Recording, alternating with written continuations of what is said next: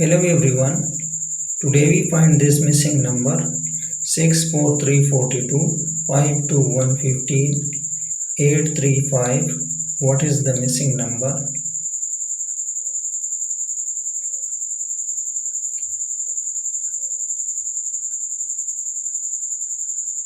If we add 4 plus 3 is 7.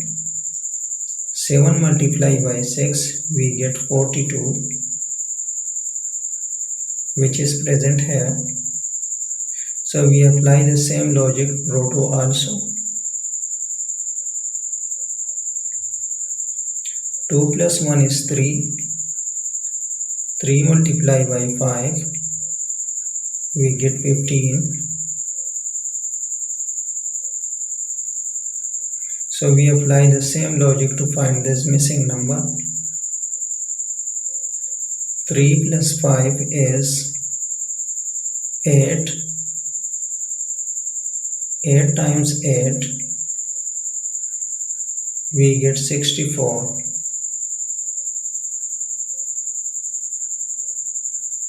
So the missing number is 64.